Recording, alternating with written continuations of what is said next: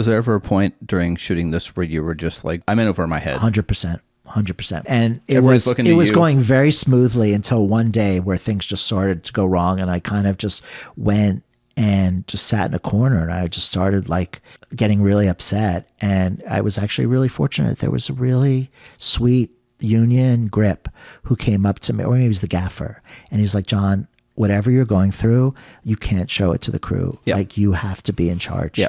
And I was just like, thank you. That is really kind of you. That's the best advice you could ever get. Yeah. Yeah. Yeah. It was really sweet. You got to steer the ship. You got to steer the ship. This is episode 46 of 1Fjef. 46 leans into that in-between, slightly unsettled energy. In numerology, it reduces to 1, pointing to endings that quietly turn into beginnings, like a reset you didn't fully choose. It carries this tension between structure and care, control and letting go, and even shows up in the body as 46 chromosomes.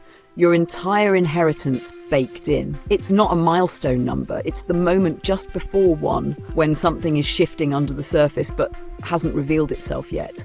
Hola de nuevo, mis amigos. ¿Qué tal? I'm in my 6th week living here in Mexico City, and this abnormal life is starting to feel somewhat normal. As normal as possible, at any rate. I think it's safe to say that my guest today is one of the most accomplished filmmakers in Columbus, Ohio. And he's currently in the midst of shooting his new feature film, which I am very excited to see. His name is Jon Sherman is an American writer-director known for indie romantic comedies in the late 90s and early 2000s. His film I'm With Lucy helped him break into the indie film world with a sharp, character-driven take on relationships and a notably strong cast. Beyond directing, he's worked with major production companies and later shifted toward education. He's now a film professor at Kenyon College, where he teaches and mentors the next generation of filmmakers. We talk about how we don't remember exactly how we met in this episode, but since recording it, I did remember, actually. I'd heard about Jon through some other film people in town, so I sent him a friend request, or whatever it's called, on LinkedIn, and we met for beers at this beer garden called Gamut.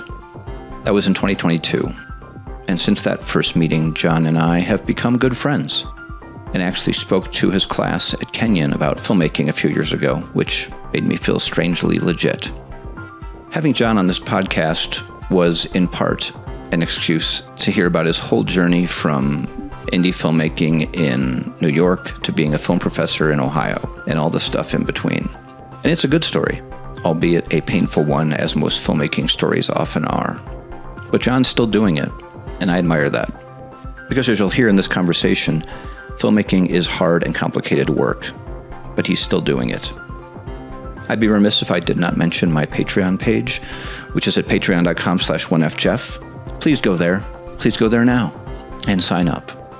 Help support this independent podcast, which takes a significant amount of time and effort to produce and edit and everything else.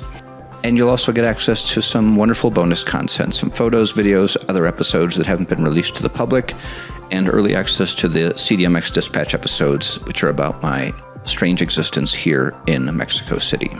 Only $5 a month, which is so little, if you really think about it. I found $5 on the street. No, I didn't, because I'm in Mexico. But if I was in the United States and I found $5 on the street, I'd be like, oh, what am I going to do with this? I guess I'll just throw it away. Oh, I can sign up and support this independent podcast with this $5? Oh, well, then I'll do that instead. And if you already do subscribe to the Patreon page, then thank you so much. I really appreciate you. I appreciate your continued support and your existence on this planet. This is the last of the episodes that I recorded before I left Columbus, and it couldn't be with a better human. I'm hoping that when he finishes shooting his film, he'll come directly to Mexico City for some much-needed downtime. And tacos, of course. As always, thank you for listening. Thank you for being here. Here's my conversation with Jon Sherman.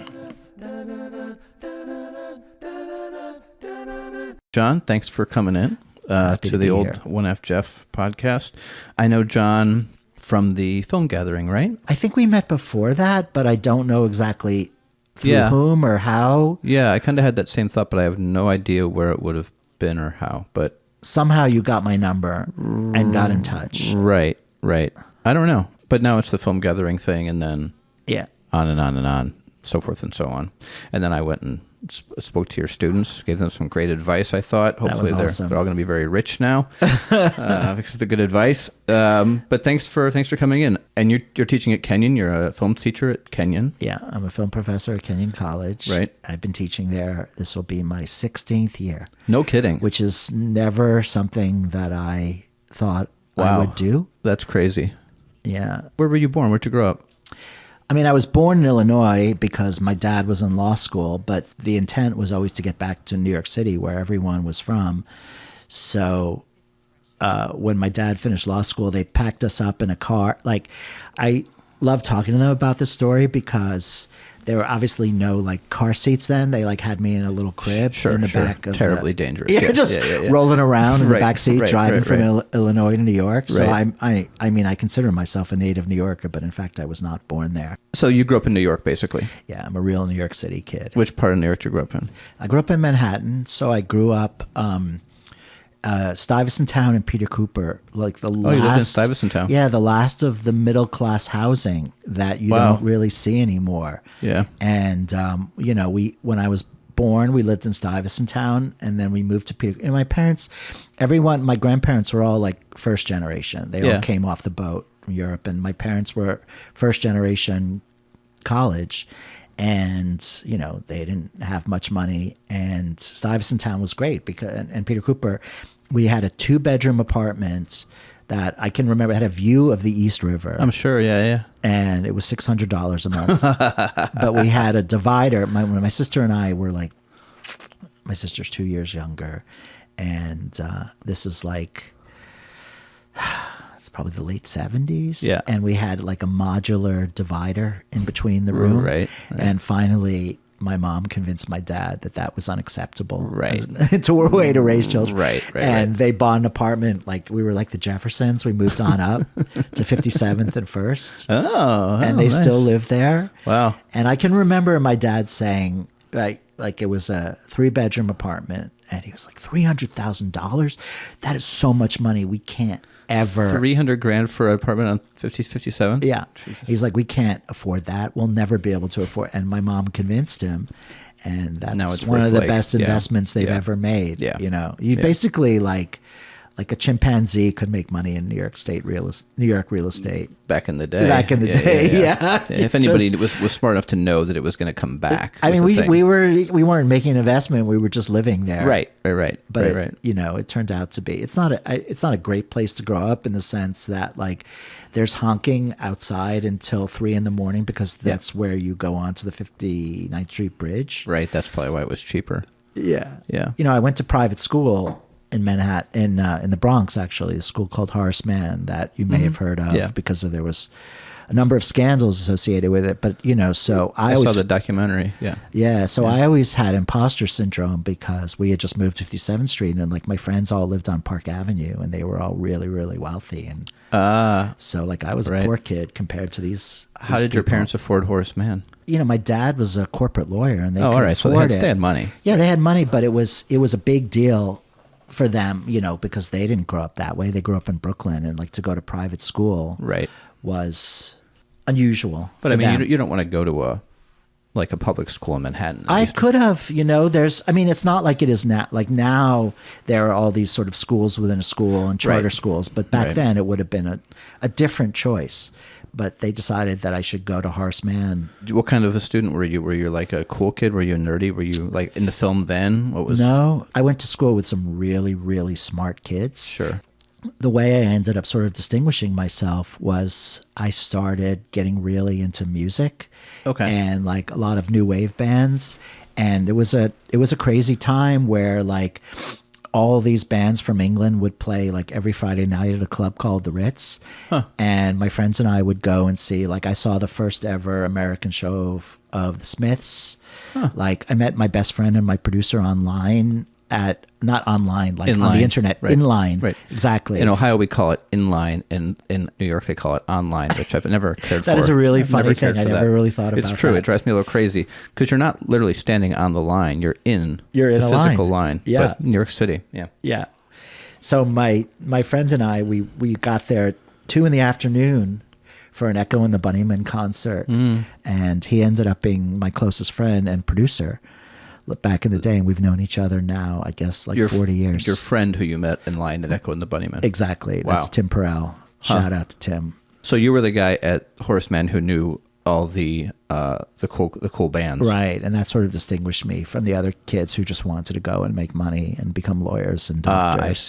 I see. Yeah. So at what point did film start to be like, or was it a while? So yeah, it was a while. So basically I went to Wesleyan in Connecticut. Okay. I don't know if you're familiar with that school, but Wesleyan has an amazing film program. And I was actually into music then, but I had a friend on my floor of my dorm who said, I'm going to go talk to this film professor. We were first year students. Yeah. And if you want to be in film, you have to talk to her now because there's a 2-year or a year, I think it was, a wait list to get into her classes. So I was like, yeah, that sounds good. So I went with him and talked to this woman and got into her film classes. And at that point, I was only interested in like European directors like Godard, Bergman. I used to go. Right, very pretentious. Yeah, pretentious. I mean, it was just, I didn't think much of American films, you know. I didn't know about classic American cinema. So I could still vividly remember going to a theater on 8th Avenue that was showing a triple feature of Pasolini, and I was like the only person in there that wasn't like homeless, like just getting warm from the cold. And like those days, I mean, that was a great time to be able to do that. You know, those things don't exist anymore. And most of those theaters are closed. Yeah, I'm sad for film students. I feel like movie theaters are gradually going to start disappearing because the business model doesn't seem to be. I mean, the Netflix deal and all that, it's all just a death knell for these theaters. It's unfortunate. So you just took a film class, and would it ever have occurred to you to go into film before? No, absolutely not. And then you took a class, and you're like, oh. Yeah, this is an amazing thing. And a couple of years ahead of me, Joss Whedon was in that class, the Buffy the Vampire Slayer, and Michael Bay was also in the class ahead of me. Fuck yeah, bro. Exactly. I mean, you should have seen the student film that guy made. I'm sure. Yeah. Cranes. Did you ever see the behind the scenes? There's like on a DVD of behind the scenes of him directing, and like he's up on a giant podium and he's going, and they're like, action. And he's like, blow that up. It's just like, and then he cut. Yeah, he's best job ever. But you know, he always knew what he wanted to be, and that's more than I can say for myself. That's most people can say for themselves. Yeah, he was that, and Joss too. Like he knew, like he made a student. Like we were all making pretentious black and white movies, and Joss made a vampire movie, and he knew that. So he was always, and that's a lot of the secret to their success is they knew what they wanted to be, and connections. But we won't even go there, and perhaps rich parents. Yeah, money. It's a combination of money and having parents in the film business. I don't think Michael did, but Joss did. I think the money, having people with money, is a big arbiter of who can make it in the film industry. There's certainly examples of people who have not, but like most of them. It's the money, but it's also the confidence to think like you can be a director too. A lot of them, sometimes it really helps to be able to have people in your family that have done it that make you feel, because it's such a small little cottage industry. All the people, right? So you get introduced to all the people, and that's how you get because otherwise you're like, how am I ever going to get into this business? You know? Yeah, you wonder how much talent though is out there that just hasn't been able to be. Certainly, there's some some talented children of directors that have made some amazing films. Sofia Coppola, but for every Sofia Coppola, I wonder how many other people there were that just didn't have any money. You know, I mean, now as a teacher, I see it. You know, and I see the talent, but they don't. A lot of students just don't have that belief or that drive that will take them. You just have to be relentless. Right. You know, and frankly, I'm not sure what it takes to succeed as a director in the film industry in this day and age. But I don't imagine it's fun necessarily. No. Yeah. It's not fun. You ended up majoring in film. At Wesleyan. Yeah. And what kind of films did you want to make, or what kind of film did you make for your thesis film? Yeah, my thesis film was I was very influenced by Tarkovsky. I spent a junior year in Paris studying film, and it was in semiotics. There were classes in French, and they were ridiculous. We spent like an entire semester in one class just analyzing the credits of Godard's A Woman is a Woman. Most pretentious fucking thing I've ever heard in my entire life. I know, I just love it so much. But at a certain point, I was wait. How do you analyze the credits? What's in the credits of a woman? There's a lot of references to other filmakers and to kidding. Yeah, if you watch the movie, I can explain it to you. We can do that sometime. We'll do that in a different episode of the podcast. Yeah. So like literally the teacher would just explain. But that was better than the other teacher who was like a Hitchcock expert, but just ended up like chasing this one woman who was a friend of mine around the projector. Isn't that like trying to like kiss her? So great, so perfect. But at a certain point, I was just like, right there. Yeah, exactly. At a certain point, I just checked out because I don't know if you've ever been in Paris, but there's, so like there are movie theaters that are playing classic American cinema all the time, and Tarkovsky all the time. Right. So at a certain point, I was like, I'm kind of done with these classes. I'm just going to go to the movies, and that really was my film school more than anything else. Just going to the movies. Solaris, or like what was the other one? The Mirror is the nostalgia with the two that really made me want to make movies. Stalker is his other weird one. I couldn't get through that. They're tough, you know. Solaris, I remember the film burnt in the projector and no one was sure if the movie was really done or not. People were just confused and didn't know whether they should leave. But I loved it, like every bit of it. And my sister came to visit me, and I made her sit through the mirror, and she was just looking at me like, "You asshole! I'm never going to a movie with you again." Yeah, you pretentious fuck. Yeah. I've been there. They did the burning the film joke in Gremlins too, as well. Do you remember that when I think Hulk Hogan comes out? Do you remember this? Anyway, it's well worn. Gremlins 2 is actually a pretty good film. I just watched it again recently. Okay, it's not too bad. Yeah. So, what was your final film of your graduating film? At Wesleyan? It was, oh my God, it was so pretentious. It was so, I mean, it sounds like black and white. Nobody's surprised. I mean, Tarkovsky, black and white. Yeah. I loved it though. I mean, I had every image. Is it out there still? Can we? You know, this is a sad thing because the actress who was in the film is a friend of mine now. I've met her, sort of re-met her, and she wants a copy of it. And I went to look, and I had like a 1-inch videotape of it that I don't know where it's gone. And it's tough. I don't know. Archive. So it's lost. It's a lost film. Like I've just been reading this really great novel about G.W. Pops called The Director that you should read. It's fantastic. But he had a lost film. His masterpiece was lost. So I like to think that my masterpiece is lost. Right. Was it a good film, do you think? No, but like it had some really pretty images. It won some prizes in film, like the Chicago Film Festival. All right. Yeah, it was really pretentious. What was it called? I can't even. It's too pretentious. No, you got to tell me what it was called. Catherine in the Enclave. Okay, and what was the plot of what was the plot?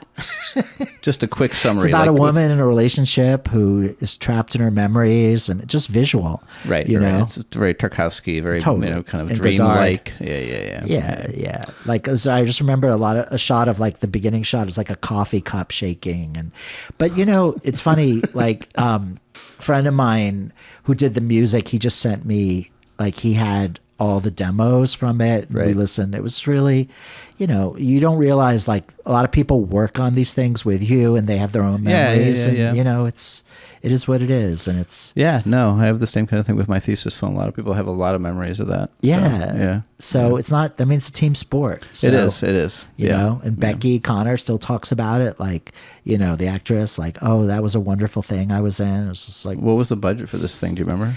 Their thesis film. So they gave us the camera and it was just the budget for the film and developing it. Oh, I mean, I still spent like $20,000 on my thesis film, even though we got cameras. So that's more of like a graduate school thing. Oh yeah, right. Fair enough. And I did that at Columbia. So I went to Columbia afterwards and I spent way too much money. That's when you spent the too much money on the thesis. Oh my God. And what was the thesis film there? At Columbia? Yeah. It was a script because I knew that I wanted to make my own feature. Okay. So I just wrote the screenplay for it. Okay. There, and it was called Till Christmas, but it ended up, the distributor changed the title of it to Breathing Room. So I wrote that as my thesis at Columbia. How was Columbia? I don't know. I mean, thank God I didn't drop. I almost dropped out. I was so That was a master's program? It was a master's program. But if I hadn't finished that degree, that you wouldn't be able to get a job. I wouldn't have been able to teach. Yeah. So thank God I stuck it out. I don't know why I stuck it out because I hated it. Because you knew. Well, now it's different. Now they've been able to hire all these great directing teachers. You have people that made films that won prizes at Sundance that can't make features all the time. You know, these people that can't necessarily have a directing career are now teaching at Columbia. So it's different now, and people, you know, it's much more structured. It wasn't that wasn't the case. And I actually love the fact that it wasn't structured, because I could kind of do whatever I wanted. I started off as a directing major, changed to a screenwriting major. But I mean, you know, I went to Wesleyan with really successful people. And at Columbia, my best friends were Bob Pulcini and Shari Berman, who did American Splendor and now do a lot of TV. Jim Mangold, who you probably know, was in my class. Kim Pierce was in the class below me. She's really amazing director, did Boys Don't Cry. So there were a lot of people there that just really willed themselves to success. You know, but again, in graduate school, like no career planning, no helping. You know, it's just it's just you're on your own. You just have to sort of will yourself to make some movies. Yeah, you get to make movies, but like there wasn't even a set program at that point. Like how many people were in the program? Oh, I have a funny story about it. So Miloš Forman was the head of the program then, which was amazing. There was probably 30 or 40 people in our class, which was way too much. There should have been like 10. You know, that's way too many filmmakers to graduate. For the price, yeah. Yeah, but here's a funny story. Miloš had brought over a lot of his friends from the Czech Republic, which was Czechoslovakia then. So he brought this guy named Vojta Jasny, who did a movie that it won Cannes in like maybe 1966, 67. But he didn't really teach so much as he just kind of pontificated. But there was a famous story the year before me where he told his class, New York is about cows. I want you to go out and film cows to me. And so literally people like went to like Pennsylvania looking for cows. And of course he meant chaos. Right. That old misunderstanding. So, but he inspired us, you know, but it was not, I wouldn't call it a program per se. Right. I had a Eastern European teacher as well in film school, and it was the same kind of a vibe. And he was a huge director where he came from, but we it was noise. He liked me a lot though, because I made pretentious films as well. Sure. Actually. I mean, that's what you do in film school is you make pretentious films, right? Yeah, absolutely. That's your chance to make your pretentious film. I know, like I don't trust you if you go in and make a romantic comedy for Netflix. Right, that's what they wanted me to do at Scad though. They kind of wanted everybody to make like these very kind of bland, anyway. It's an art school. I mean, shame you would on think. them. So in Columbia, is there a love life? Are you dating women? Are you? That's such a funny question. I love that. There were women. I was dating one of my fellow film students. She was from Belgium. Nice. So, but she dropped out after the first year because her funding. That's too bad. Was pulled. Yeah. So, do you know where she is now? Yeah, I see. I just saw her when I went to. She lives in Brussels still. She writes novels. Really, I just saw her when I went to Antwerp. We had an amazing reunion. Wow, I keep in touch with people. That is my great skill. Yeah, you're really good at that. I've noticed that. You're really you are a people gatherer. Weaver. Yeah. I've learned that is my great talent. No, and you remember names like nobody's business. It's kind of incredible, but well done on that. I just enjoy, like I was just doing this, and I just enjoy like getting people together and having them work together and make connections. I do too. I just don't like the networking at like film festivals. I mean, I got better at it, but it was always so awkward. There's always some guy who's talking about cameras, like the new, and always that guy who's talking about cameras and asking people what camera they use. Or you're doing this where you're talking to them and you see the person looking around to see who else they can talk to because you're clearly boring them. That's the film business. I fucking hate that shit so much. Fucking disgusting. Yeah. Anyway, so you have the script you want to get made. You get out of film school. I had to learn how to make an independent film. It wasn't just about writing it. So I went to college with Daisy Mayer, who did Party Girl. Oh, okay. So I worked on that. I did all the locations for her. Oh, cool. And then I was the unit production manager. Did you meet Parker Posey? I sure did. Yeah. Is she as cool as she seems like she is? Yeah. She was actually much nicer than you would expect her to be. I would expect her to be nice. Still a star from that moment. Yeah. Working on that movie kind of taught me, like, how do you go about making an independent film in New York? Then I did my own. but we had to raise the money. That was hard. Your first feature film is called, what was it called? It was Well, Christmas something. It was but you called changed Till it. Christmas. Right. So I wrote it with a friend of mine. Again, still friends with him. Right. He had a relationship that he and his girlfriend said, we're going to break up at Thanksgiving and we're not going to talk until Christmas and see if we still want to be together. So I thought, well, that's a nice structure. Like, it's all set between Thanksgiving and Christmas. So it's kind of a New York Christmas movie. And we got it in the can for about $125,000. Wow. And then there was one investor On who, 16? 16? Yeah. Yeah. The hard and wonderful part of it is like we couldn't finish it. So we got in the can for that. But I had a friend from college whose dad had was about to go into prison for savings and loan debacle Right. and had to get rid of his money. And he ended up putting another $125,000 into the movie. Thanks, Jimmy Madoff or whatever. Right. Yeah, right. To help his son to get into the film business, which didn't do that. But like, we were just really fortunate to be able to have that to finish it. So the budget was like $250,000. That's hilarious. I think everyone on the film was paid like $250 a week. Oh, all right. So Yeah. there was a great moment, my first rehearsal I got all these wonderful theater actors from New York, just really talented. And we were in rehearsal and I realized I really didn't learn in Columbia how to talk to actors and they kind of ran circles around me. And it was a really stressful and humiliating experience because the movie starts off with this dinner scene with all these actors. And Starts with a I was dinner like, scene. how do I do this? How do I get this thing on its feet? And I learned to get out of the way. You know, I was really like, I really didn't know what I was doing after film school, you know? That's crazy. Yeah. And I really learned later how to work with actors. That's the one thing that film school should teach is how to work with actors. And they just didn't do it. I Yeah. know Scad did. I grew up in the theater, so I kind of got that already. That was the good thing I think I was good at was great. talking to actors. But were you taught it in grad school? No, that was definitely not. I don't remember having a class about dealing with, unless it was an elective that I didn't take, but no. I missed that one. But then I had my best friend at the time was in my thesis, so it was kind of a, who I grew up acting with. So it was already. So how did it go? So another really fun story. I was just telling my wife about this story too. It's just like these things kind of come out as like trauma later. Tim, They do that. Really don't they? do. Yeah. It's just like, why do these memories come out the way they do? So Tim Perell, who was the producer of the film, one of his internships, he was working for a guy named John Pearson, who's a legendary sales agent, who he wrote a book called Spike, Mike, Slackers, and Dykes because he sold Spike Lee's first movie, Michael Moore's first movie, Slacker. So he had a huge reputation. So his idea was to take 15 minutes of the film and show it to distributors and try to sell it that way. And we had 2 screenings, and The Brothers McMullen had just come out, and it was a big hit for Fox Searchlight. Yeah. So That was like the first big indie. Yeah.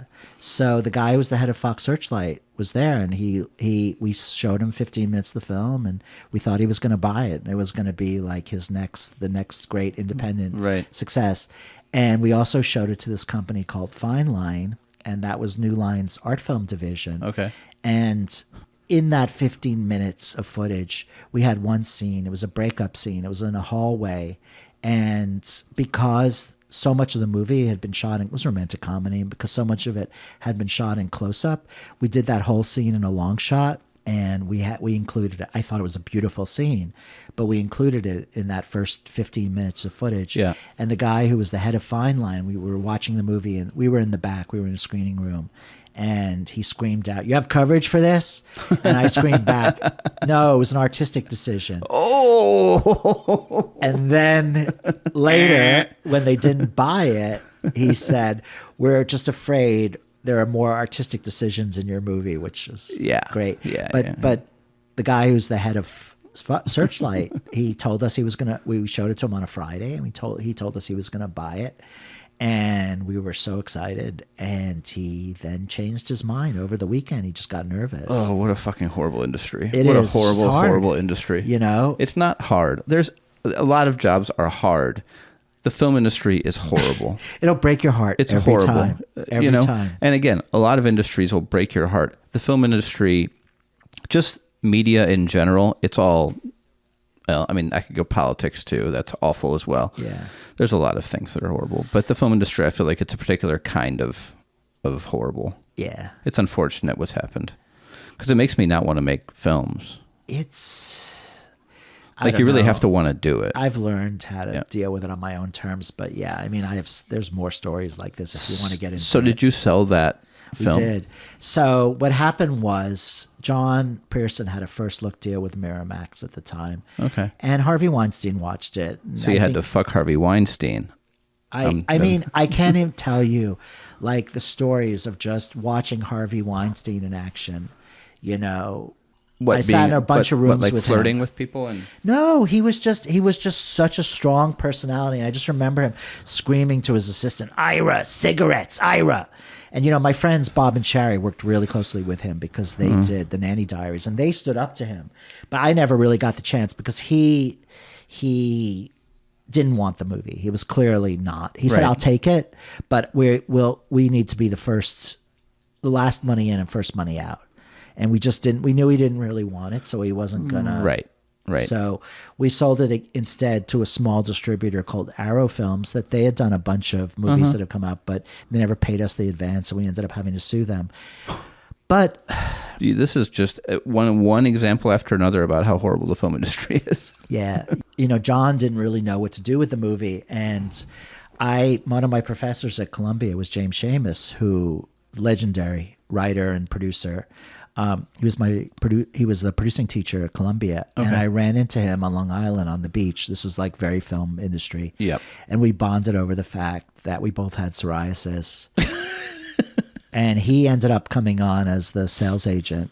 In the end, he's like, "I think I can sell this movie better than John." And John Pearson didn't take it well. Of course not. Yeah. And he helped us. They helped us sell it to this company, Arrow, but it was a brutal thing because we had to take it to. We thought the only way to get this movie sold is to get it to Sundance, and we were told that we were in, and at the last minute they changed their mind and they didn't take it. They're allowed to do that back then? It was a different time, but I think it still goes on in a way that I think that you and I are not party to how these decisions get made, but with people that are important, producers, distributors, they let them into the process, and they have a different pipeline to this.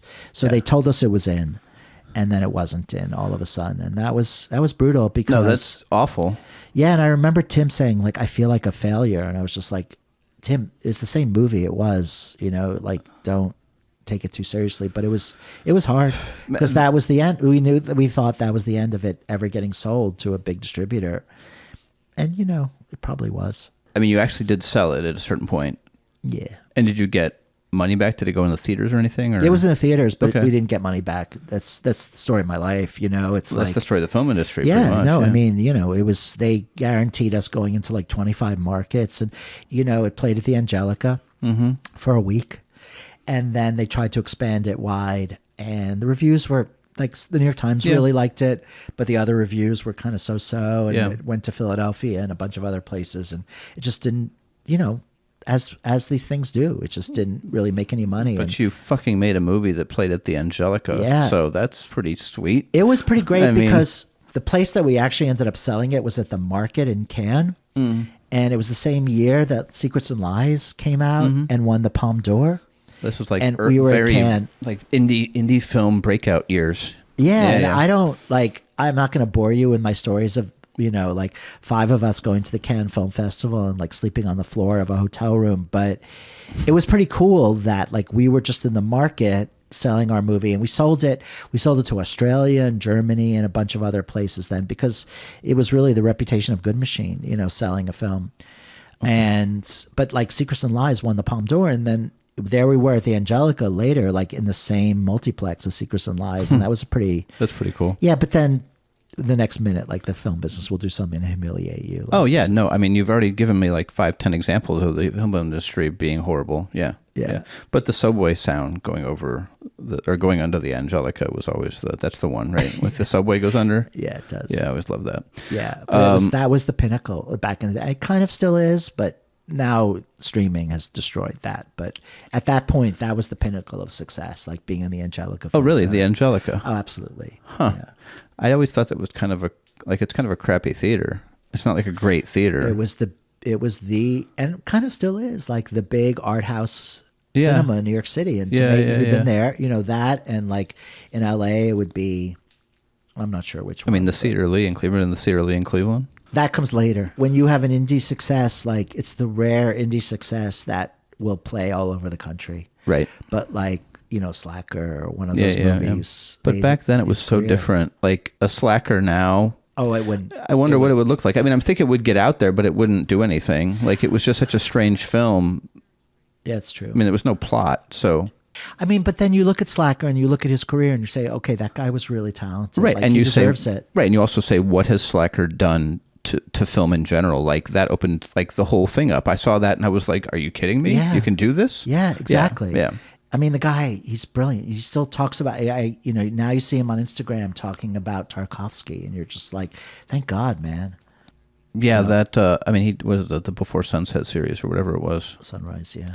But that Slacker, without John Pearson, I don't know that movie gets in the theaters. And I have no idea I even sell that movie to anybody. Yeah, right. John did it. Yeah.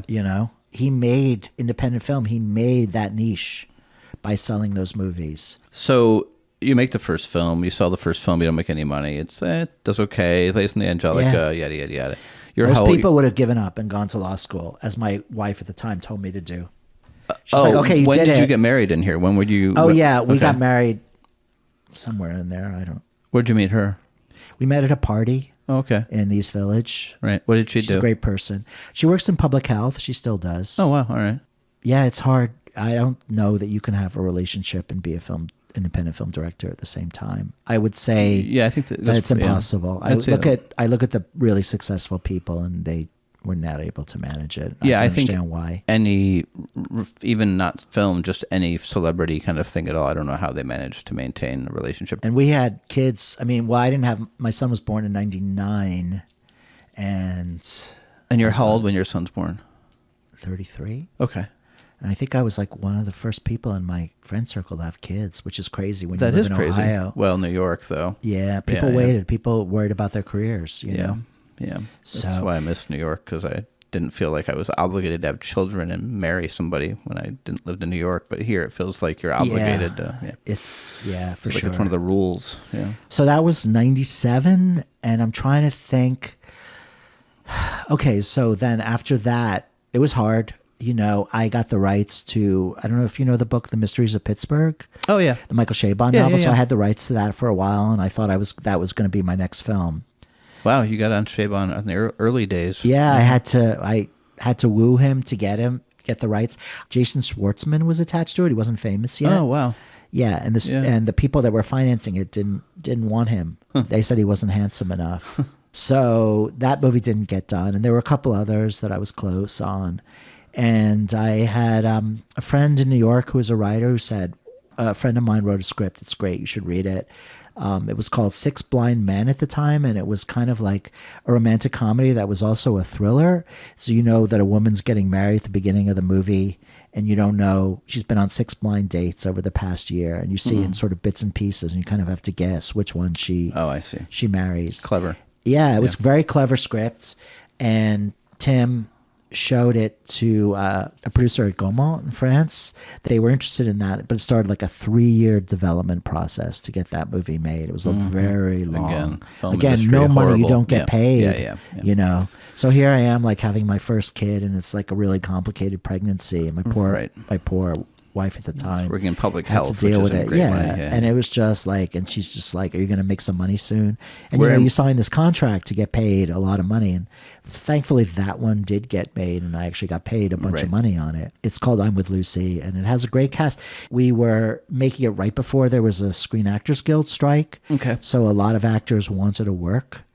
And so it has Monica Potter. I remember flying to Cleveland. I was like, Monica lives in Cleveland, still does. Oh, does she really? Yeah, flying from New York to Cleveland to get her to be in the movie. And then when she said yes, then it was kind of a jigsaw puzzle of getting the cast. But it has kind of an amazing cast for an independent film. It's Gael, García, Bernal, and Henry Thomas, and John Hanna, and I'm going to forget people. I apologize. David Boreanaz. You don't have to apologize. Julie They're not Christie. going to listen to this podcast. Julie Christie, that's one. Yeah, we've had to. Tim and I flew to LA to meet with Julie Christie. She's like, "Why do you want me to be in this movie?" I was like, "Because you're Julie Christie." And you're just the hired director for this? Well, technically, but like I developed the project. We brought it to them. Right. And You're getting paid for this, though. only when you only get paid when the movie goes into production. So for 3 years, I didn't get any money. And then when it went into production, how much money did you get? That time, $250,000, which seemed like so much fucking money. Fuck at the yeah, time. dude. Yeah. Yeah. Yeah. Yeah, I was really psyched. Right. You get one check. No, you get like it comes in like 4 payments. Oh, but I just gave it to my agent at the time. I had a really he was a prestige agent, but he didn't actually like do anything. How'd you get the agent? The agent watched Breathing Room and signed me, and he, it was good. He set me up with a lot of Hollywood meetings, Right. And the thing about Hollywood that LA, let's call it, like that would just break your heart is like you go and you have these meetings. They're called generals, Yeah.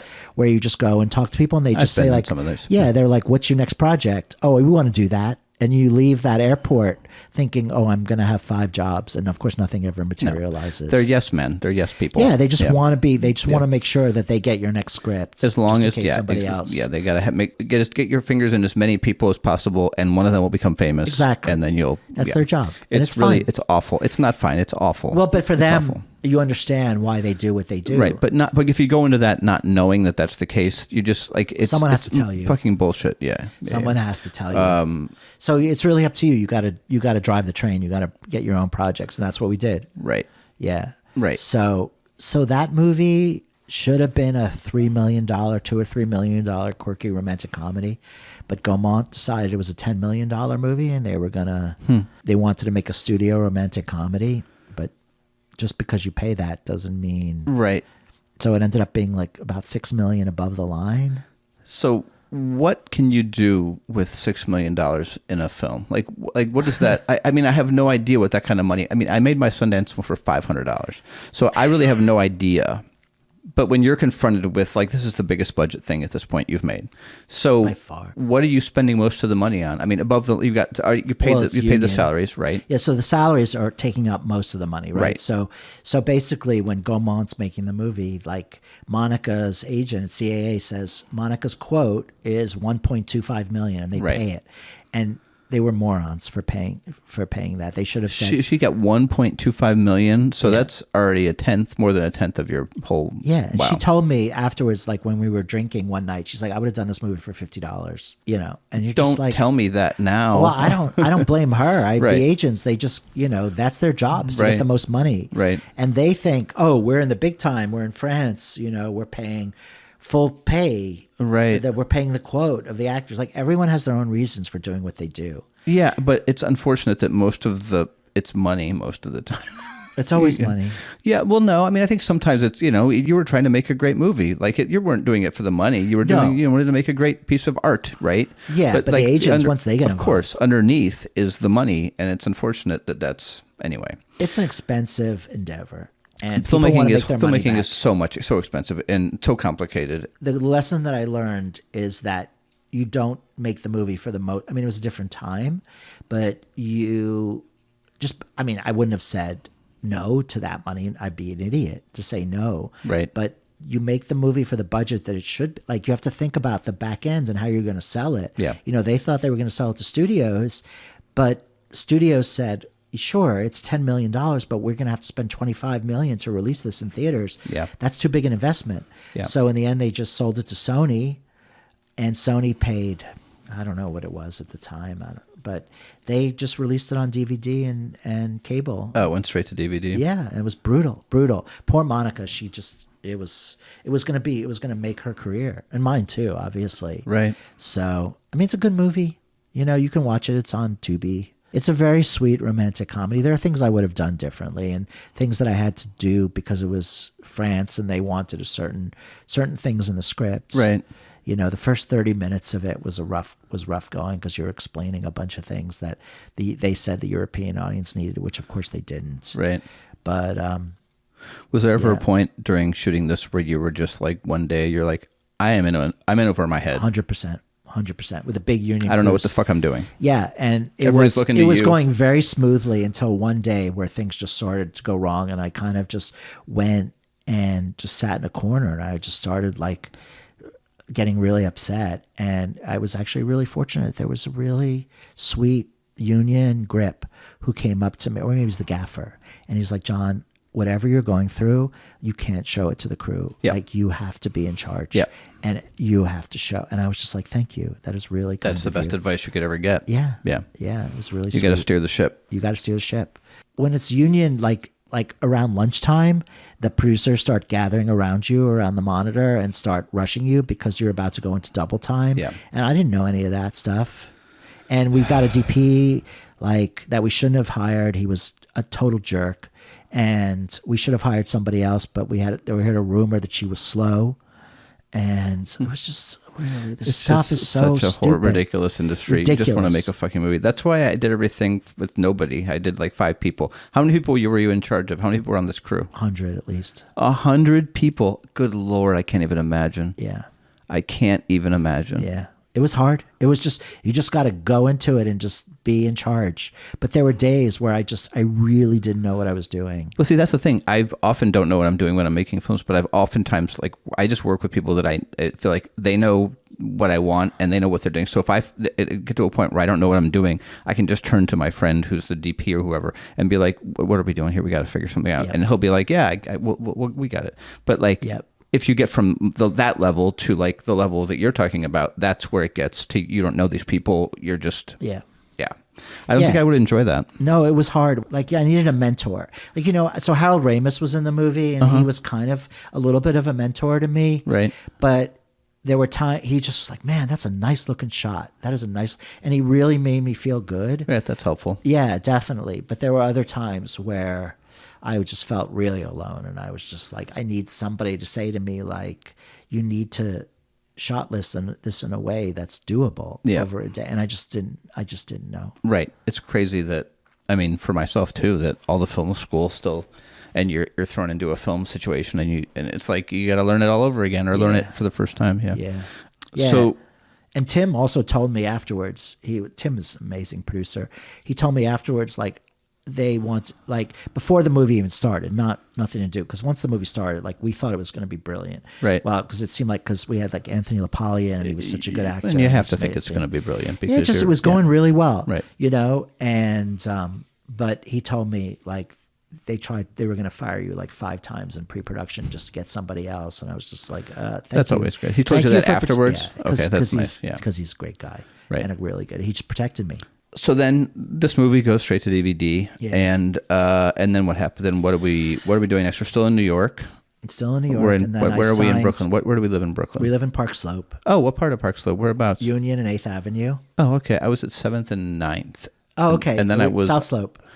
7th and 9th. It's not South Slope anymore. Well, No, at that's the time Prime it Park was. Slope now. You're Yeah. like by the F. Yeah. Then and I was by the 2-3. I was right above the F. Yeah. That was Yeah. Prime Park Slope back. It is. I was just there. It's really happening. Yeah, it's very nice now. Yeah. So you need to make another. You want to make another movie. You got to make more money. So what do you do now? Yeah. And So you have 2 kids now. No, Alex was born in 1999. I had 1 kid then. Okay, good. Olivia was born in 2003. Okay. So it played in Europe. It was, Okay, so it did play in Europe, but did straight to DVD in the U.S. Yeah. Okay. But I signed with ICM, who they were a big agency at the time then. And they were like, yeah, don't worry, we're going to get you a directing for hire job. So at that point, I was like, okay, I'll be a studio director. So I then started to interview for jobs, and I learned very quickly that nobody cares how you're going to direct a movie. They just want to know how you're going to fix their shitty, horrible script. So it was really a hard lesson to learn. Right. And no one told me. And you just have to go in there and like do a dog and pony show. But why are they making the movie if it's a terrible script? You just described Hollywood. Okay. I think That's you just literally. Right. I mean, that's because it's the only part they can control is the script, right? Because once they say yes, then it's out of their hands. Right, but why even say, if the script isn't good, don't say yes. Like, it's just so ridiculous. Have you been to the movies recently? Yeah. Have you? Actually, no, I have not been to the movies. Right, recently, well, you probably haven't, No, but yeah, they were all bad. And they're all bad in development. And, your job is to fix their script. So I had friends from college, the Weitz brothers. So Paul Weitz was my friend from Wesleyan. And he had directed American Pie and hit it really, really big with his brother, Chris. And I don't know how I got a hold of the script. I think it was through a different producer, but I was attached to this movie. It would have been a brilliant independent film that they were going to produce. Right. And this is before American Pie or after? It was after American Pie. They had just done About a Boy. Okay. So this is relevant to the story because they made that movie for working title. So I was up for all these directing jobs, these horrible movies, and I wasn't getting them. But there was one movie, and I was at that point, I was like, I don't think I can do this anymore. This is just really hard. This is brutal. And, I had 2 kids at that point, and I was trying to just make a living. And they sent me a script that was a teen movie that Working Title Films was making. And I was like, I think I can fix this one, even though it was a weird story. It was about a girl in Malibu who gets into trouble and gets sent to a boarding school in England. Okay. But the ace in the hole that I had was that the Weitz brothers had just made this movie they just made About a Boy for Working Title. And they called the head producer at Working Title and said, hey, you should hire Jon to do this.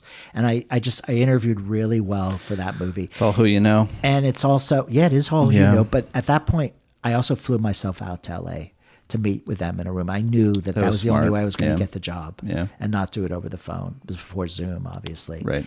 And somehow I got that job, and it was a big deal, And that was crazy because we needed to discover somebody. We needed like the 16-year-old girl. And I met every young actress in Hollywood in a room with them. Like, it was just crazy. And we were trying to decide who to hire. And just like, long story short, like what ended up happening was we had narrowed it down to a couple of actresses that were going to be in it. And we were scouting locations. We were probably 3 months out from shooting the movie, and we were going to hire somebody to be in it. We were going to be in London for a year doing post because of the tax credits. Mm-hmm. So got my kid, or at least Alex, was old enough to go to school in London, and the movie fell apart. And and they did it in the worst way possible. When I got the job, it was so hard to get the job. I was told this is a go movie. And it turns out that the head of the studio hadn't really approved it. So they told me, they said, you need to go out there and convince her you're going to make this movie. And I put together a whole, it was before pitch decks, but I did a pitch deck. It was all those things. And they called me right when I was about to get on the plane, or like a few hours before I was about to get on the plane. They were like, don't get on the plane. And what I found out was they decided they were going to make a different movie, and they put this one in turnarounds. And it was brutal because I had bought a house in LA, and I was ready because I was like, oh, they told me oh, you're going to direct this one, but you'll do the next movie with How Tom much were they Cruise. going to give you for this one? $350,000. Okay. But again, you don't get that until the movie starts shooting. So they give you a $10,000 development fee, $5,000 at the front and $5,000 at the end. But they were flying me out because it was DGA rules, and I was about to join the DGA. Right. So I was flying first class all the time. That's fun. To LA. Yeah, fun, and staying at fancy hotels. Sure. But I wasn't making any money, and I couldn't enjoy it. I was just yeah. You can't. Yeah. It's not. Yeah. It's all anxiety. It's all anxiety because I'm like, how am I going to get this movie made? And I probably could have taken advantage of that situation, being in LA and being a director and meeting all these actresses. Right. These stories are so interesting to me because you don't hear stories like this. And I think that a lot of people's impression of the film industry is they don't understand what it really, how dark and twisted it really is.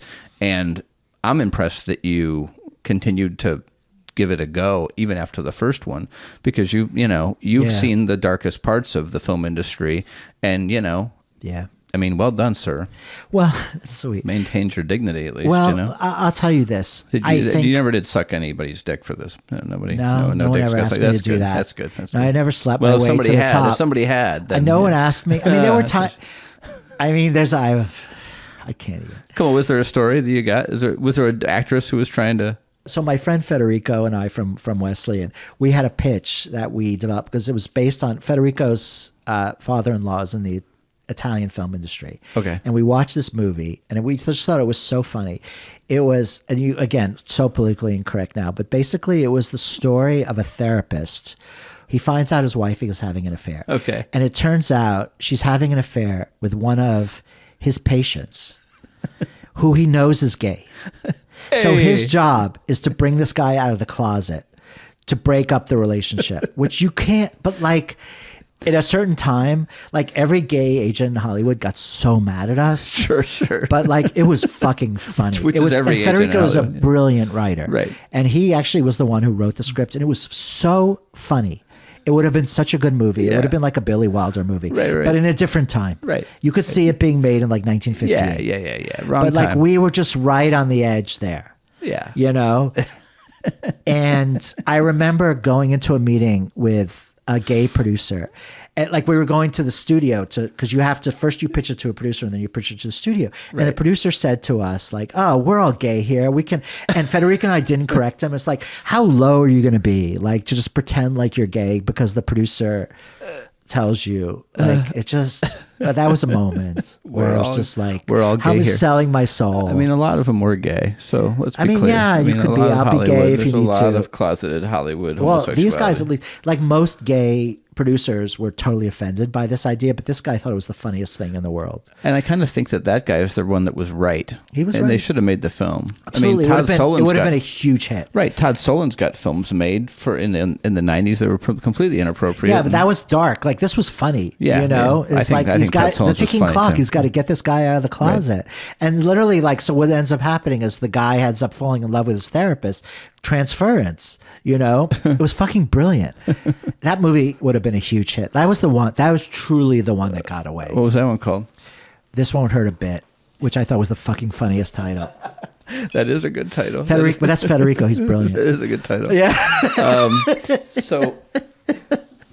So what happens next? I don't at what even- point are you like, I gotta move, I gotta get a job and get Yeah. to So the movie falls apart. Right. I have to sell the house in LA. In LA. That Did was you- brutal. Right. Brutal, humiliating. Nice house. Beautiful craftsman house, What 1910, Larchmont Village. The thing about LA that I learned is that unlike New York, you're always on. So like you go to a dinner party and everyone's gauging like where you fit on the Right, totem on the pole. hierarchy, yeah. Right. So like when I was there for the working title movie, everyone wanted to kiss my ass because I was up high. Right. But I'd also been there when I was low. And no one wanted to talk to me, and I was like, Right. you people suck." I'll say I did feel that a little bit when I got the short film into Sundance. Like I'm sure that was a thrilling more people experience. came to my parties for a while. Yeah. And then people started dropping off. You better have a really strong sense of yourself because it's not about you. I know, no, it's whatever. It was years ago. So at what point do we get the job offer? Are we starting to look for? So my son, bless his heart, he's diagnosed with type 1 diabetes when he's like 8 years old. Okay. And he proceeds to, again, just like he's acting out, he's angry. I don't blame him. Like getting diagnosed with a disease where you have to take insulin every day. Yeah. He proceeds to get himself kicked out of 3 different schools in New York City in a year, public and private. I'm not working at the time. My wife is working and she wants to be the one taking care of him and I'm taking care of him. And I was like, I need to get a job and I need to, and I can, you know, Right. I can This is probably not teach gonna work. because Yeah. I have an MFA and I think of film this way. And you've had experiences that give you credibility to Exactly. And I had taught at Columbia, my alma mater, for a semester, Okay. I which didn't was know that. unfortunate that I was doing that when I was making a TV movie for Oxygen. So I did a really poor job and they should not have hired me. I didn't see the TV movie from Oxygen. No, nor Yeah. should you. No, I'm It's not excited to worth- see it though. What was it called? It's called My Sexiest Mistake. It's literally, it wasn't my title. It was love the based on, name. I it's love the based on name. a romance novel. Yeah, But we yeah, changed of course it was. We changed it into something that was a little more. What did you change it to? No, we changed the whole story. Oh, the story, not We the title. rewrote The it. title remained No, the the same. title Yeah, because yeah. that was a book that they Right. How much you get paid for that Oxygen thing? $50,000, which That's was not pretty bad. useful at Yeah. the time. For like what, a week or two of shooting? It was more like 3 weeks. with a little prep. 3 weeks. That's Yeah, it was good money. See, the thing is with films, when the money comes, it comes in a big chunk. That's it. And that's the problem. That's is it. That Yeah, that's it. And I had an agent at the time. And then after it's taxes, ICM, you got and to I pay had the to pay them agent, and pay you the got to pay manager. taxes. It was a manager I Yeah. had too. I had both, an agent and a Right. manager. So you've at already the lost time. 30% of whatever you're. It's 10%, 10%, and then 5% to your lawyer. Right. So and you're already then paying 25% taxes, off the top right, and right. taxes. So you're not making that much. Yeah. I mean, that's the thing about Hollywood. Is Yeah. There's always people who will take part of Got your their salary. got their hands sticking out. Yeah, for sure. So at that point, I was like, I can teach. I need a teaching job, and thank God for Kenyon College that they. That was the only one you applied to, or did you apply to a No, I bunch? applied to a bunch, and you won't like. I'm sort of mentoring a filmmaker right now who's really amazing filmmaker who's having trouble getting a teaching job, and she's just like, I don't understand why I can't get a teaching job. I've made 2 features, and I'm like, there's politics and so many other issues. Yeah. Like, it's interesting going from this the politics of filmmaking to the politics of higher education. Right? Yeah. Right. Well, as a film professor, I only have an MFA. So that's the terminal degree. So that's only a 2-year degree compared to everybody else that has a PhD. So there's really very little pressure on you to be, they just think of you as like dumb as a sack of bricks. Oh, that's fun. Which is fine. But then they're jealous too. They don't because expect much. They don't expect much. Right. And they're jealous because, of course, all the students want to take your classes because it's film. Right. I'll take Yeah. academia 100 times out of 100 as opposed to the film business. Well, I would too, because you've had the same job for 17 years. So that's already. Just the people are better people. Yeah, for sure. Yeah. Smarter They're people, better people. Smarter Yeah. people, better human beings. But there's still money and backbiting and all these kind of things involved. The politics in academia are hysterical. So you say things like, I've heard you say this a lot. I feel so fortunate to be working for Kenyon, which I don't disagree with. But do you feel like that's a thing? I don't mean to go too deep here, but like, do you feel like that's a thing that's maybe like keeping you from a life change? Like Yes. that you feel fortunate to be there, so that's your, in a way you're like, oh, I'm Yes. fortunate to be here, so I shouldn't, Yes. you know? Yes. 17 years, John. It's a long time. It's a really long time. That's my life now, So, I was complimenting you before we started talking on air about. I recorded that. Oh, you did great. Well, you should use it because it's really good. You're like, I don't want to ever get too comfortable, and I think of myself that way too. I crave change when I feel like things are getting stale. I get it. But you have to understand that, like, being a Kenyan allowed, not only did it give me health insurance, but my kids could go to school for free. Yeah. So my job was It's a fucking Kenyon. Exactly. Yeah. So my job was to stay in this job to get them through school. Right. And Alex started there, and he ended up not, because he was there during COVID, he ended up transferring to Ohio State. Olivia went there. So literally my job was just to get them through Well, not college. your job is done. Right. So now I don't know what's going to happen. I mean, luckily it's at a time when like academia is kind of falling apart anyway. So Come to Mexico City, John. I know. I was like, but now your I'm wife like, is an artist. She'd now love I'm- it. Yeah. I know. And, well, she really felt like with Mexico, she felt like, this is weird. I don't know if you feel this. I don't know if you're going to move to like Roma Norte or Condesa or one of Yeah, those the neighborhoods. tourist triangle. Yeah. Yeah, she felt like, ooh, I feel weird being white here and like having this life. Oh yeah, no, I get that. Like, there's Yeah. there's even anti-gringo graffiti now. Yeah, right? no, I saw There's it. There actually, were definitely protests. sentiment. Yes, that's definitely part of my thought. But frankly, like my experience in Mexico City, like certainly you see it, but I have not felt that. I agree. I felt good vibes from people all over the place. Yeah, it's and a like city of 20 million people. they're happier there, and the vibes are better, and people are just nice. And like Patricia, who's the woman I'm dating, friends with, whatever we'll call it, she lives in Condesa, which is arguably the nicest neighborhood in Mexico City. It's where I want to live. And she has a nice apartment, and she pays very little, like What does she do? $600 a month. Oh, she's in a nonprofit, like an international nonprofit. But she makes Mexican money because that's how they pay. When Yeah. you're an international company, they pay you the money that you get, But she's pissed off about it because the person upstairs moved out, and she wanted to move into the upstairs place, and then the landlord raised the rent a ton because he can. This is the problem in Europe too. Like when I was in Barcelona, I was just in Portugal. It's just like when you have these people moving into, it just distorts the economy. It's like And international Airbnbs. gentrification. Yeah. And the people who are from there can't afford to live there anymore. And this is the way the world is going to go. I mean, it's just like as and people need to flee this country. it's ironic that Donald Trump is kicking all the Mexicans, like trying to kick all the Mexicans You're going out, there. and I'm going there. But I don't know, because I feel like, well, there's a benefit to, I mean, it's not as if there's not a benefit to these countries to have people with a lot of money coming there because like the businesses and it's commerce and all that. Exactly. So it's a very difficult line to walk, I think, for the mayor of Mexico City, who's a woman as well. Yeah, she does a good job. It's an amazing city. Oh, it is. Yeah, it's having a moment too. The weather's good. I mean, the weather's wonderful. Yeah, because you're so high over. Pollution sucks, but you know, pollution is a problem. Water. I mean, there's natural resources are an issue. That too, and the city's sinking, and there's earthquakes and all the things. Yeah, sure. Yeah, but you know, it's exciting. built on a lake. It's more exciting. I don't look. At least it'll be more exciting than being here. Yeah. No, I mean, I was like ready to move to Porto when I was in Portugal, but then I think of my kids, and I think it's evolving. You know, they don't care. They'll be fine. Just do it. Your kids will be fine. I know. They'll probably be happy if you left. They can come visit. Right. Exactly. Yeah. When I travel, I'm like, oh, I love Mexico City. Oh, I love San Sebastian in Spain. I could live there. Oh, I could live in Port. I really have to think about like the language and all that. Like, I'm sure learning Spanish is a big thing. I barely know it. Yeah. Yeah. I mean, you definitely are gonna. I mean, you'll get really good at it. I'll get better at it. Yeah. One would hope. Are you taking a class? Or are you deciding to? I haven't had a chance. I've got so many things that I'm doing right now that it's a little overwhelming. Like I started driving an Uber for money.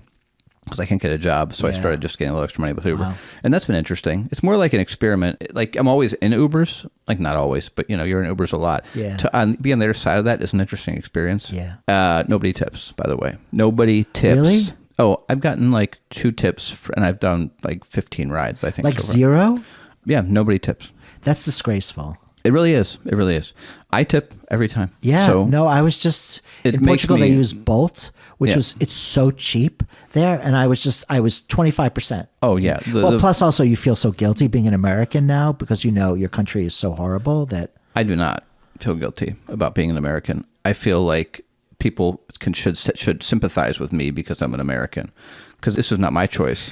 Yeah, I think we've lost. They don't understand anymore. I think the first Trump administration, they definitely said, I understand you're not one of the 50% that voted for him. Now they're just like, fuck you. Hey, I work for the Lincoln Project. I tried to help. I made them funny videos about Donald Trump, and they didn't work at all. Yeah, you just make fun of him. Just made all the money. So where are they now? Yeah. They're irrelevant completely. They really are, but they're still pulling in the money from the liberals. Well, but back then it actually felt like some Republicans were actually making the choice. It did. And now they're useless. Yeah. And that's digress. And that's actually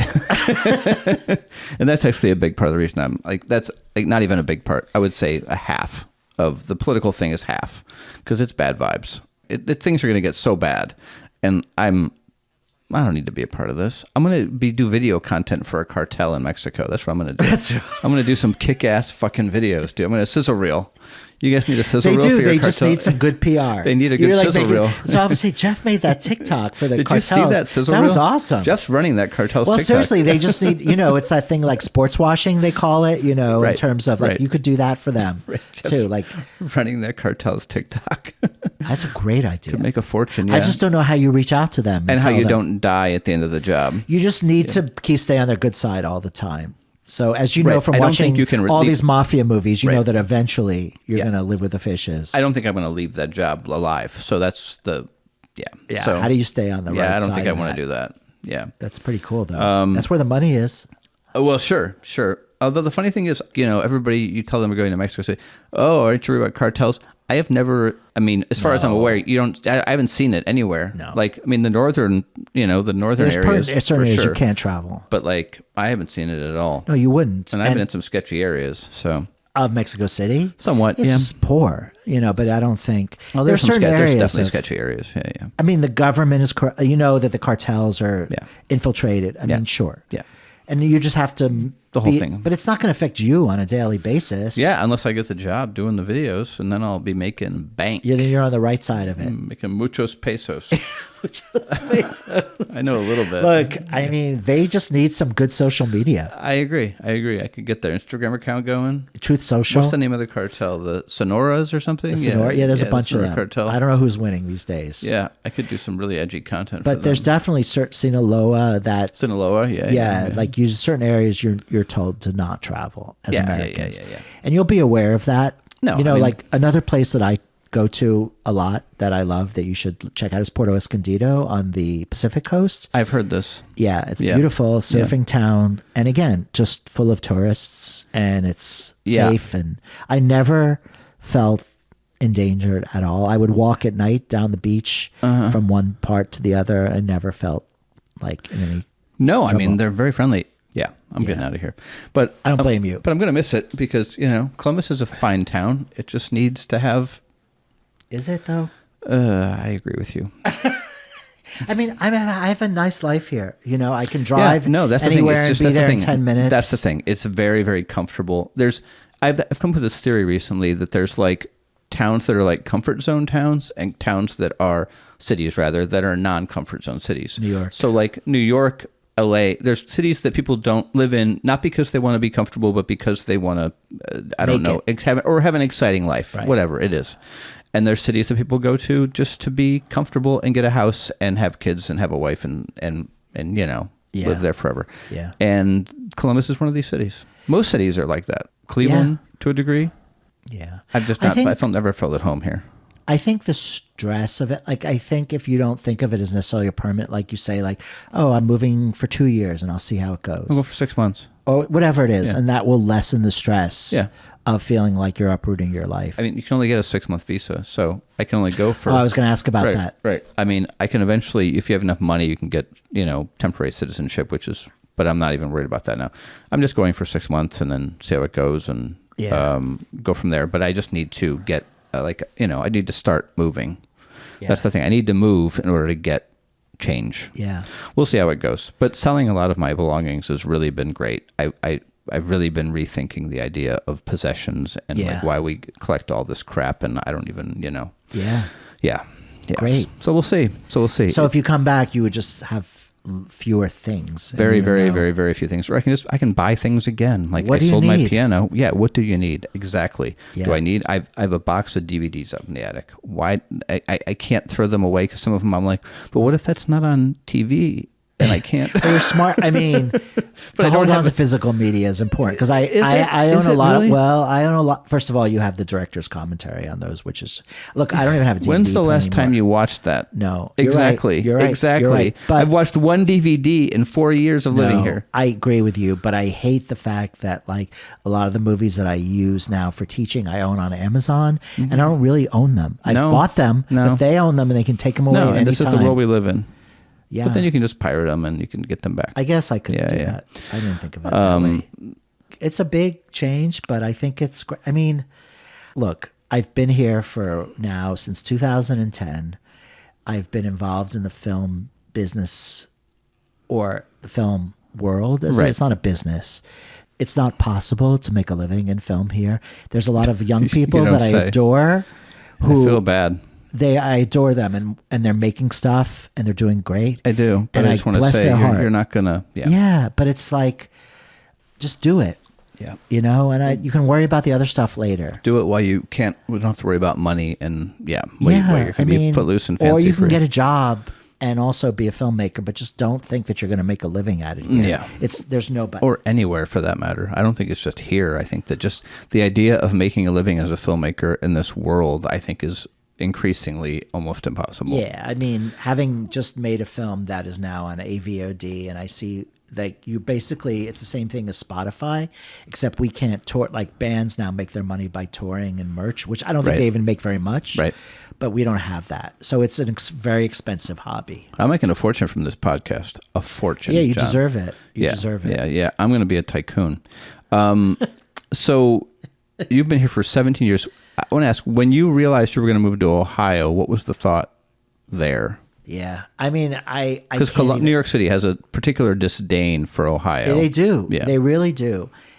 But you have to remember that my son was not in school at the Right. time, and I was so grateful. So we moved to Bexley, and they were just like, yeah, bring him. It'll Yeah. be fine. We'll take care of him.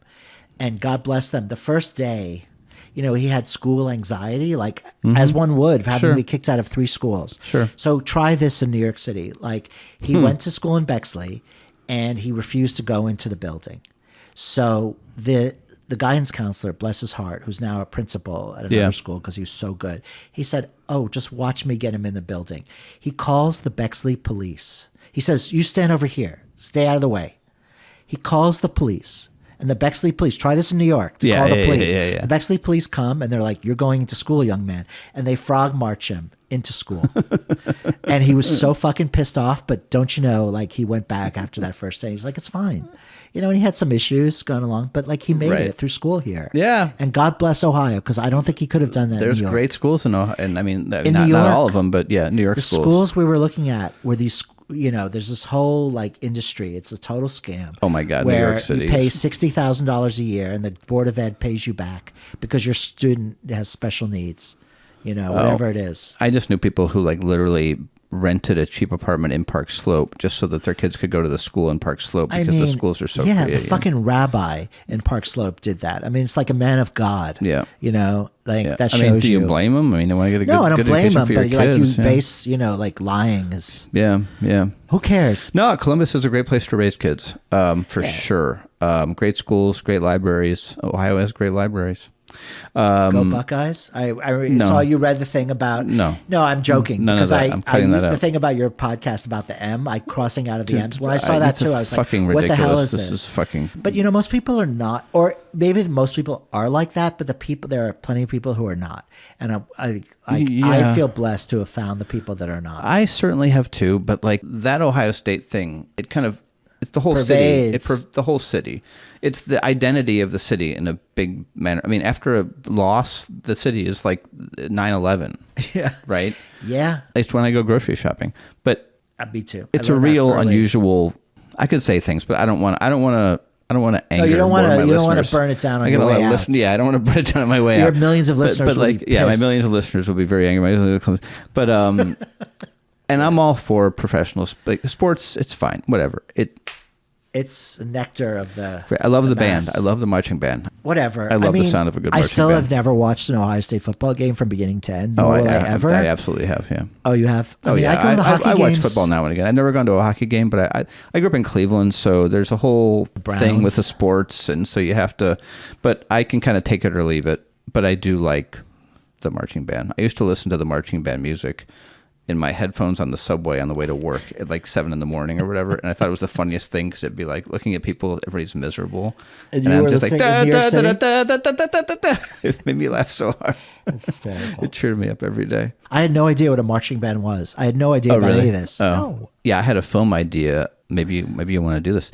A guy meets a girl at a bar, and they have a date or whatever, and they go back to his place, and he's really into marching band music, so they get high. And he's like, check this shit out. Bap, bap, and she's like... So is he like naked playing the trombone? And well, who knows? I mean, I don't know if he plays the instruments, but he's got like old bootlegs of Sousa and... Whatever your kink is. He can only come when there's marching band music playing. There you go. Dot the I. Right. That's that Italian guy. He would do that one. The Italian director with the story about the gay guy and the therapist. Oh, right. In his wheelhouse. Yeah. I don't know whatever happened to that director. So, John, what's the plan? What's 17 years? Your kids are getting grown up. Don't ask me that question. Oh my God. I'm asking you right now. So I have a new feature that I'm going to do in April. Right. You're working on a feature. So what's that about? Keeps me. So that's interesting. Like I spent 2 years writing a script that was based on a true story about Nazi homeschoolers. Yeah, I remember you telling me about it. So yeah, it was and a I cool was idea. but I was like, this is so crazy. Can you believe this happened? And now it's completely mainstream. Like literally nobody. Right. It was like a warning shot. That's funny. Literally nobody cared. Nazis? Oh, great. That's so I funny. had to drop that. 10 years ago it would have been, yeah. Yeah, 10 years ago. Anytime. But that'll teach you to make a movie about current events. You never should do that because current events will always surpass. Especially now. Yeah. You couldn't make this stuff up. Like you couldn't create a character like Did you see United 93? I didn't. Oh, The Paul Greengrass It's movie. an amazing film. Paul Greengrass is one of my favorites. Anyway, yeah. Go on. He could literally make reading a menu interesting with like his moving camera and the handheld. He started that whole thing. Yeah. But 1993 is his best. It's a masterpiece because it's non-actors. Better than the Bourne one? It's so good. It's non-actors, and he had actual people who were working on 9/11. he shot them in the places where they worked and had the thing playing out in real time. So it was all improv. So he's got it playing out in real time, and they're reacting in real time to the things that are. It's a good movie. That's it amazing. It was in my wheelhouse. Yeah, I should see that. I mean, I have the DVD if you started want to borrow. Oh, I'll take it from upstairs Before you leave. It's in the Give attic. me that one before you go. I'm not going to gift it to you. I'm going to take it. I'm going to go upstairs and steal it. I think it's your only. goodbye I don't party. think it's even 4K, or I don't think it's even like HD. I don't need any think it's K. like, yeah, no case. All right. No, but while you're having your goodbye party, I'm going to sneak upstairs. And Well, go you through might your win it. DVDs. You might win it at the party. Oh, is it There's door gonna be- prize? oh my God, the door No, prizes are going to be impressive. I hope you like cream corn. You got a lot of cans of that? Yeah, to give away? Yeah. I accidentally bought some cream corn, and I've got to get rid of that. So John, you're So- making this movie, So this is and the an movie that you're interesting- making is about what? Last year at Kenyon, I went to this training of learning how to be. There's a lot of conflict in higher ed, as you can imagine. Yeah. So we had this training about learning how to be a mediator. So I was the only male. There were 30 people in the training of students and staff, and I was the only male. I was like, this is interesting. And it was very much like improv acting. Yeah. I also happened to meet an actress at one of Joanna McGinley's parties. I was like, we hit it off, and I was like, you seem like a really cool person. And then I watched her stuff. I was like, you're really talented. Let's do a movie together, but we're going to do it differently because you're young and I am not. As an older person, I feel like I can write the story, but I don't feel like I can write the dialogue. Yeah. And I've always wanted to work like in a Mike Lee style. So we did a workshop with a bunch of, we cast it, and then we did a workshop we ended up casting a Cincinnati and Dayton actors. Yeah. And we developed the screenplay through this workshop. And usually it takes me like 2 years to write a script. And literally I've written it because of the workshop. I wrote this draft in a month. Love it. Yeah. Love improv. And I'm ready to go. Like all of a sudden I'm like, okay, it's going to be $100,000, and I'm not going to talk about how I financed it because that's irrelevant, but you can guess the retirement plan is lower. Right. But okay, whatever. John, yeah. You got the 401k. Not your wife. Yeah. Exactly. And I've got all these wonderful people that are going to be working on it. No, it's going to be great. The last 2 weeks in April. Yeah. So we're saying we're going to do it. No, I'm excited about it. The thing with improv stuff is that it'll feel much more authentic. It'll feel lived in. Well, there is a script now. Of course, so we improv. That's what in Mike the Lee workshop, does, right? And then we went. Yeah. And But it'll still feel lived in because the characters came from these people, right? So it's like, Yep. Yeah. So we have to keep it fresh. That'll be the fun part of it. Yeah. So we're doing that in April, and then after that, I literally have no idea. Am I going to go back to teaching? Yes, in the fall. I don't understand higher education. I don't want to understand it. I taught at CCAD, or Columbus College of Art and Design, for one That's semester. a highly dysfunctional place. Oh, are you kidding me? You don't say.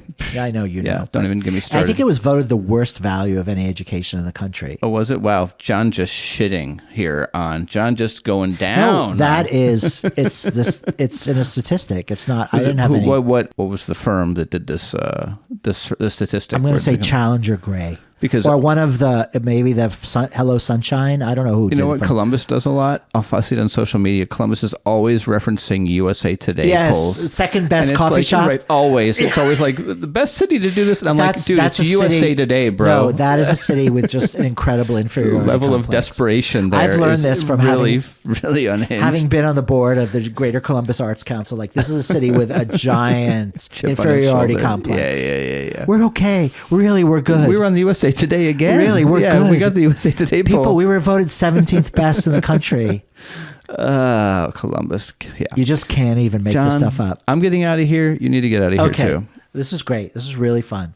I appreciate you coming out, John.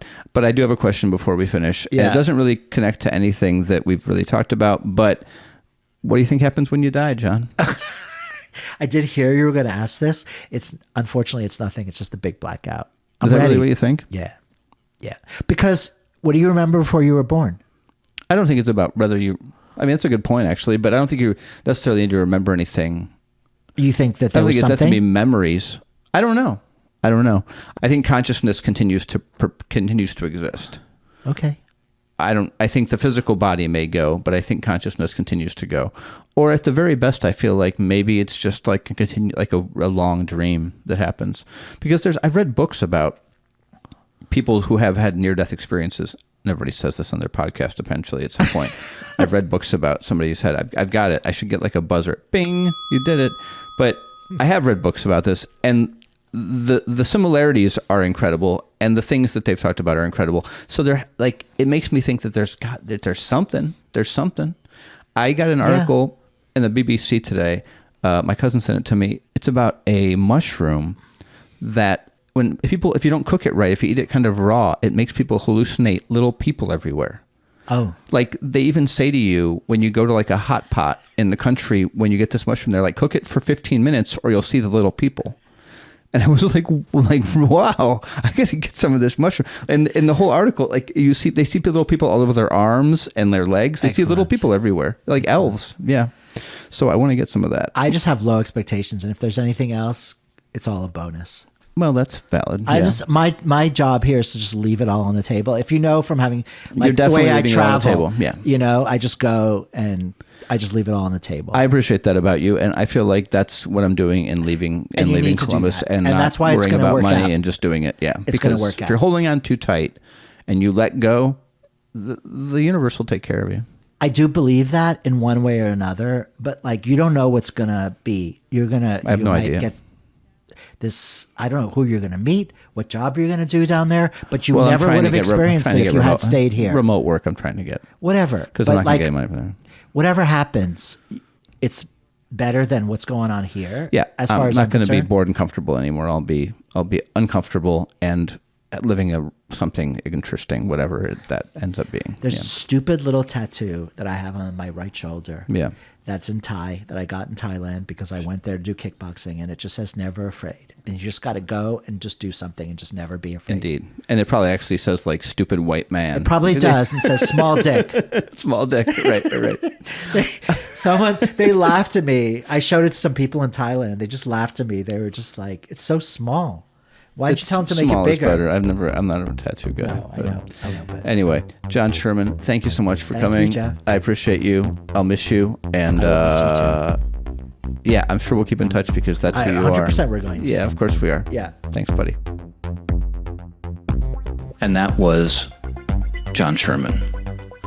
Thank you again, Jon, for coming in to my home, or my former home, to talk to me for a couple hours. You can follow Jon on Instagram at They Them Us Film. That's They Them Us Film, one word, on Instagram.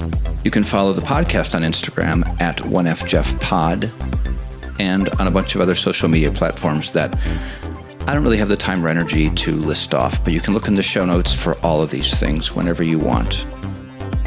I have nothing else to say. I'm exhausted, and I am waiting for my... Ooh, did you hear that? Food. Food? No. I'm waiting for my food, yes, but that was thunder. Do you ever have a day when you wake up and your brain just doesn't want to cooperate with you? That's the kind of day I'm having. Anyway, I'm going to leave you today with a quote that I was reminded of on a podcast recently. And that is a quote by Ram Dass. And that quote is, "We're all walking each other home." Very good, Jeffrey.